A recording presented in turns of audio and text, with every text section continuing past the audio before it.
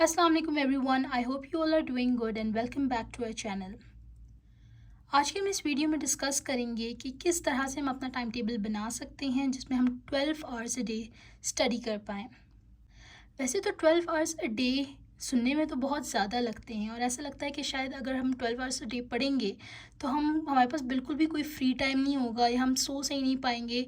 तो आज के हम इस वीडियो में इसी तरह देखेंगे कि हम अपने पूरे दिन को 24 आवर्स को किस तरह से डिवाइड कर पाएँ कि इन दी एंड हमारी स्लीप भी पूरी हो रही हो, हमें फ्री टाइम भी मिल रहा हो और हमारा हर एलिमेंट पूरा हो। हम डॉन न्यूज़ भी पढ़ रहे हों, हम वोकेबलरी पे भी फोकस कर रहे हों, मैं एस्से को भी टाइम दे रही हूँ और वो सब्जेक्ट भी पढ़ रहे हों जो हम साथ साथ पढ़ रहे हैं, जिस सब्जेक्ट को हमने स्टार्ट किया हुआ है।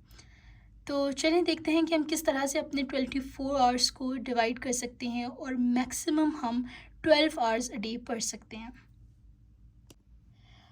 आज जो टाइम टेबल मैं आप लोगों के साथ शेयर कर रही हूँ ये एक्चुअली मेरा अपना टाइम टेबल है जो कि मैं अभी इस वक्त फॉलो भी कर रही हूँ। कुछ डेज़ ऐसे आते हैं जो आपके स्किप हो जाते हैं जिसमें आप टाइम टेबल फॉलो नहीं कर पाते, बट ऐसा बिल्कुल भी नहीं है कि आप 12 आवर्स स्टडी नहीं कर सकते, आप कर सकते हैं। ऑफ कोर्स मैं करती हूँ by following this time table. तो स्टार्ट करते हैं फ्रॉम द वेरी फर्स्ट। आपने मेक श्योर करना है कि आप सोएं 8 घंटे। 8 घंटे आपने लाजमी सोना है, क्योंकि अगर आप नहीं सोएंगे it will affect your studies. आप अच्छे से पढ़ नहीं सकेंगे, आप अच्छे से चीज़ों को रिमेंबर नहीं कर सकेंगे। तो आपने 8 घंटे तो सोना ही सोना है। उसके बाद जब आप उठेंगे, आपने ब्रेकफास्ट कर लिया, ठीक है। आपने वो जो नेक्स्ट 4 आवर्स होंगे उसमें अपने नोट्स रिवाइज करने हैं। अब ये वो नोट्स हैं जो आपने पिछले दिन बनाए थे, जो सब्जेक्ट आप पढ़ रहे थे आपने उसके नोट्स साथ साथ बनाए, फैक्ट्स एंड फिगर्स साथ साथ लिखे। नोट्स रिवाइज करना सीएसएस में बहुत इंपॉर्टेंट है, क्योंकि अगर आप सब्जेक्ट्स पढ़ते जाएंगे, टॉपिक्स पढ़ते जाएंगे, लेकिन आप नोट्स रिवाइज ही नहीं कर रहे, तो एंड डे के लिए आपने रखा हुआ है कि आप एंड जब डेज आएंगे तो आपने पूरे पूरे नोट्स रिवाइज करने हैं, तो बिलीव मी वो नहीं होगा। आपके लिए इतना ज़्यादा बर्डन हो जाएगा कि आप वो सारा कवर नहीं कर पाएंगे।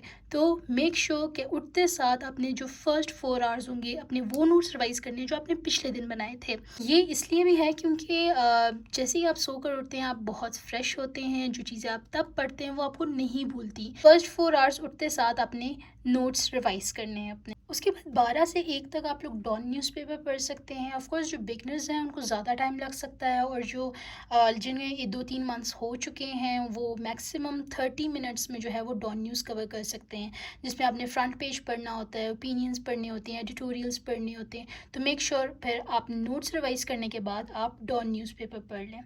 डॉन न्यूज़पेपर जब आप पढ़ लेंगे तो ऑफकोर्स ज़ोहर का टाइम हो जाएगा, आप नमाज़ पढ़ें, लंच करें एंड देन आप फिर बैठ जाएँ पढ़ने के लिए। अब उसके बाद जब आप बैठेंगे आपने क्या करना है, वोकेबलरी अपनी स्टार्ट कर देनी है। वोकेबलरी को 1 घंटा लाजमी डेली आपने देना है। अब इस वोकेबलरी में आपने क्या पढ़ना है, कैसे पढ़ना है, ये सब मैं आपको अपनी दूसरी वीडियो में जो है वो एक्सप्लेन कर चुकी हूँ कि किस तरह से आपने फ्लैश कार्ड्स बनाने हैं, तो आप वो प्लीज़ वहाँ से देख लीजिएगा। तो 1 घंटा आपने दे दिया वोकेबलरी को। अगला 1 घंटा आपने देना है प्रेसिंग एंड कॉम्पोजिशन के पेपर को।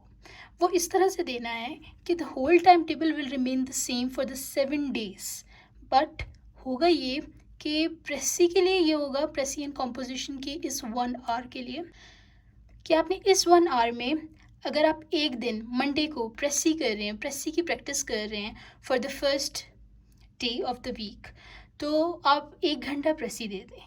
अगले दिन आप 1 घंटा ट्रांसलेशन को दे दें। अगले दिन आप 1 घंटा पेयर ऑफ वर्ड्स को दे दें।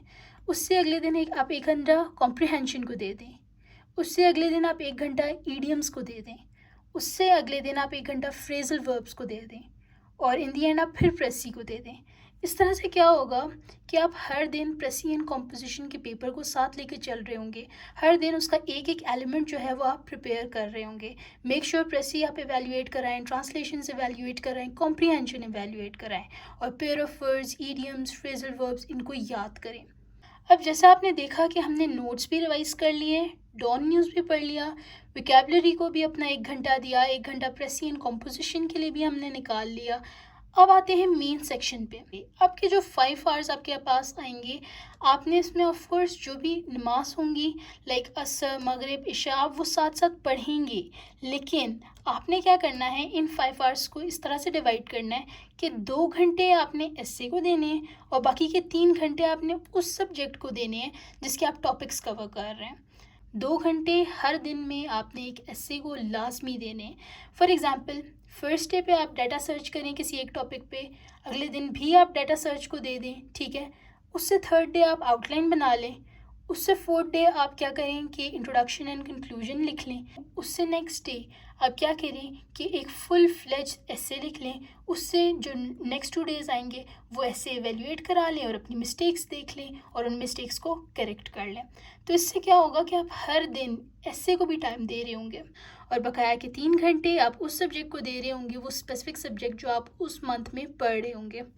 तो इस तरह से क्या होगा कि आपने पूरे दिन में नोट्स रिवाइज भी किए हैं, डॉन न्यूज़ भी पढ़ा है, वोकैबुलरी पे भी काम किया है, प्रेसी एंड कॉम्पोजिशन का पेपर आपका साथ साथ प्रिपेयर होता जाएगा, एंड एस्से का भी, और जो आपका स्पेसिफिक सब्जेक्ट है उसको भी आपने 3 घंटे दिए हैं। अब ये सारा पढ़ने के बाद भी आपके पास रात को 3 घंटे फ्री होते हैं। इसमें आप मूवीज़ देखें, ड्रामास देखें, अपने वो काम करें जो आप फ्री टाइम में करना चाहते हैं। रेस्ट करें, अपने माइंड को फ्रेश करें, आप सोशल मीडिया यूज़ करें, आप फ्रेंड्स से इंटरेक्ट करें, आप फ्रेश हों, आप वॉक पे चले जाएं। मतलब ये 3 जो घंटे हैं इसमें आपने अपने फैमिली को टाइम दें, ठीक है। ये आपके फ्री हैं, इनको आपने इंजॉय करना है। इस तरह से क्या होगा कि आप 12 आवर्स अ डे पढ़ भी लेंगे और फ्री टाइम भी इंजॉय करेंगे।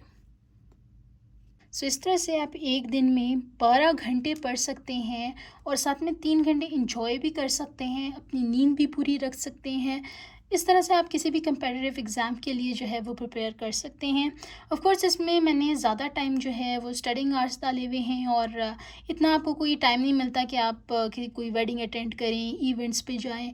ऑफ कोर्स जब आप ऐसी जर्नी पे आते हैं, जैसे कि आप CSS की जर्नी पे जा रहे हैं, आप UPSC की जर्नी पे जा रहे हैं, तो वहाँ पर आपको ये चीज़ें छोड़नी पड़ती हैं। आपको अपना होली सारा का सारा टाइम जो है वो अपनी स्टडीज़ को देना ही पड़ता है। तो जो आपके पास 3 आवर्स फ्री भी होते हैं वो भी इसलिए होते हैं कि आपने इतना जो पूरा दिन पढ़ा है तो वो आप जो है ना आप थोड़ा सा रिलैक्स करें, अपने माइंड को थोड़ा सा रिलैक्स करें।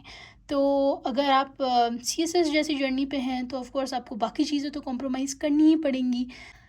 This was all for today. और आपके साथ मेरा टाइम टेबल शेयर करने का पर्पज़ यही है कि बहुत सारे जो CSS एस्पायरेंट्स होते हैं, जो बिगनर्स होते हैं, जिन्हें समझ नहीं आ रही होती कि किस तरह से पढ़ना स्टार्ट करें, किस तरह से अपने पूरे दिन को जो है डिवाइड करें, किस तरह से ये सब मैनेज करें, तो उनकी थोड़ी सी हेल्प हो जाए। और I am also CSS aspirant, इंशाल्लाह I will be also giving 2024 attempt. I hope हम सब की तैयारी बहुत अच्छी हो और अल्लाह पाक हमें कामयाब करे। Thank you.